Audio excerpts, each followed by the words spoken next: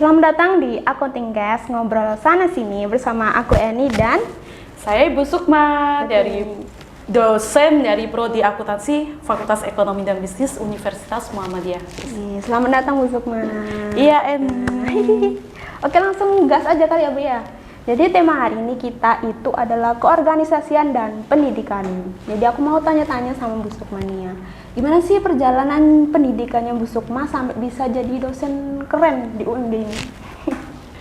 Oke, jadi saya aslinya Blitar. Saya dulu S1-nya di Blitar, di Universitas Islam Blitar. Lalu saya melanjutkan studi S2 di Universitas Jember. Di prodi yang sama, yaitu di prodi S1 dan S2-nya di prodi akuntansi. Jadi Blitar langsung ke Jember ya Bu ya? Iya, lalu terus ke Gresik. Anak rantau beneran ya? Anak rantau.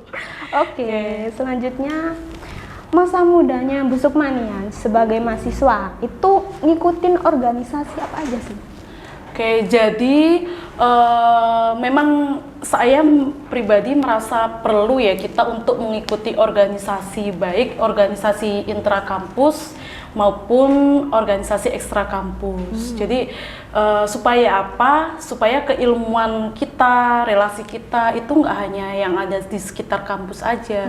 Jadi dulu waktu saya mahasiswa juga kayak Mbak Eni ikut organisasi himpunan mahasiswa akuntansi, HMPM kalau di saya dulu waktu S1. Himpunan mahasiswa program studi akuntansi, HMPA. Terus saya juga sempat ikut Ikatan Akuntan Muda, IAI Muda. Wow. Jadi iya, kalau di prodi akuntansi itu di mahasiswa mungkin Mbak Eni sama teman-teman bisa gabung itu di IAI Muda. Tapi kalau kita sudah profesional, menjadi akuntan profesional atau akuntan pendidik kayak dosen, itu kita juga masih bisa ikut organisasi keprofesian di akuntansi. Kita bergabung di IAI, Ikatan Akuntan Indonesia, seperti itu. Selain itu saya juga ikut organisasi ekstra kampus, jadi kayak ikut IMM, Ikatan Mahasiswa Muhammadiyah, di UMG juga ada kan. Lalu organisasi kayak kepemudaan, kayak KNPI, seperti itu saya juga ikut supaya banyak relasi, banyak ilmu, otomatis pengalaman kita pun juga banyak seperti itu. Itu pas di IAI Muda itu semester berapa Bu Sukma? Dulu ikut IAI Muda itu, jadi di kampus saya S1 itu masih belum ada IAI Mudanya. Jadi waktu itu ketika saya semester berapa ya, semester 5 kalau nggak semester 6, itu proses kayak kita cari-cari gitu. Jadi kita main-main ke kampus teman-teman prodi akuntansi di UB, di UNER. Jadi ya apa sih caranya biar kita gabung di IAI itu.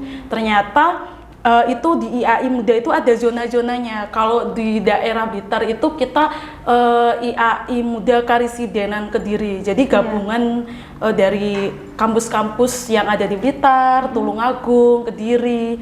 Tuh. Jadi kalau misalnya teman-teman akuntansi di UMG kalian pengen gabung di IAI Muda, itu mungkin bisa kita sharing-sharing dengan teman-teman di UNER karena zonanya Gresik, Surabaya itu kan searea. Jadi itu kita bisa tambah pengalaman, tambah keilmuan, tambah relasi. Kan lumayan kalau kita punya teman-teman dari kampus-kampus yang bonafit. Kalau misalnya Eni punya tugas terus ya Pak ya bikin laporan keuangan bingung. Teman-teman dari akuntansi di UMG nggak ada yang bisa ngerjakan, kan bisa join. Iya, sangat menginspirasi sekali ya. Mungkin saya bisa join ya tahun depan. Harus dong, harus. Sekarang juga bisa nggak? Bisa dong. Oke, siap. Jadi selanjutnya aku mau tanya lagi. Selain jadi dosen ya Bu ya, kegiatan keren yang lain dilakukan sama Bu Sukma ini apa sih? Jadi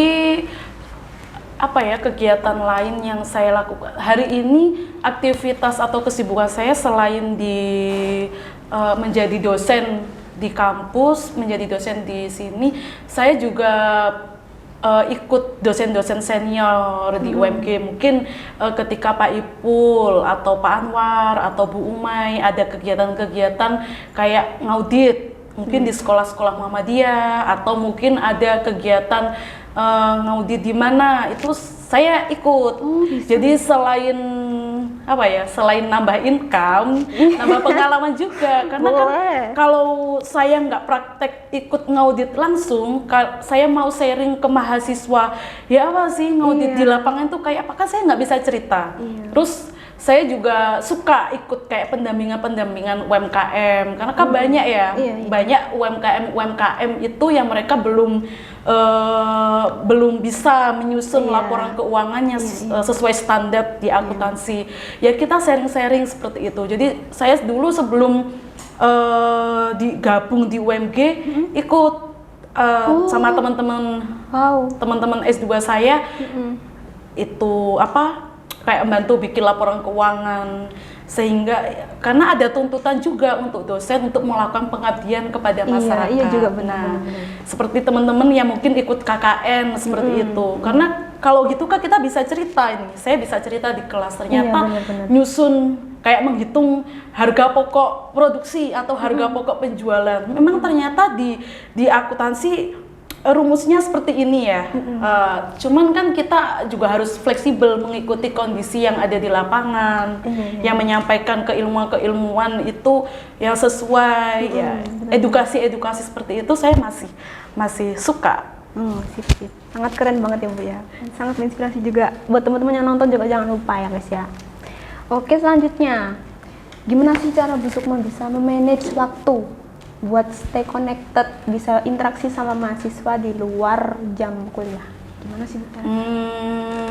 Gimana caranya menjaga komunikasi ya selain di kampus, di luar kelas gitu. Kalau untuk mahasiswa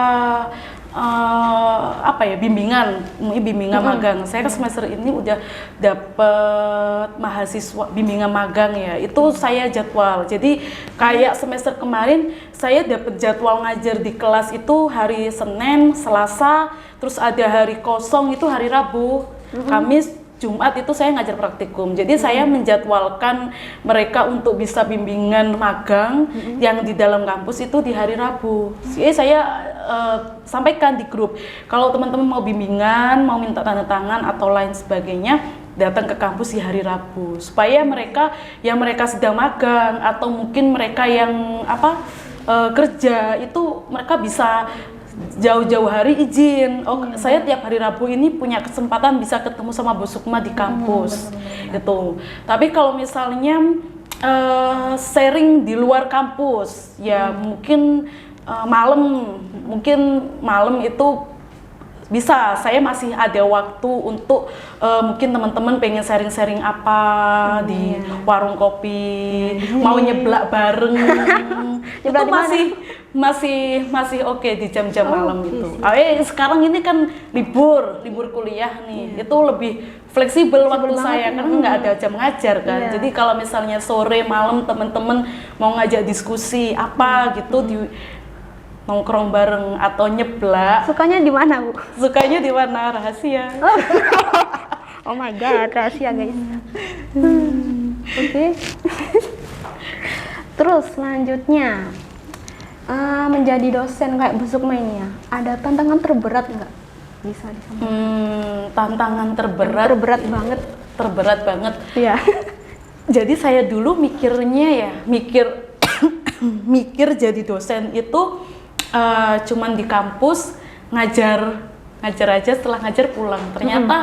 Ternyata jadi dosen itu kita nggak cuman dituntut untuk ngajar aja. Ternyata kita harus buat penelitian, harus buat pengabdian. Yang itu rutin loh. Setiap semester harus buat penelitian dan pengabdian yang kita laporkan di BKD. Jadi ya saya nggak boleh males-malesan. Jadi harus tetap tetap melakukan pengabdian atau tetap menyusun laporan penelitian, harus itu. Cuman kan kadang kita sudah apa ya, sudah suntuk dengan jam kelas kita, jam ngajar, terus malam udah capek.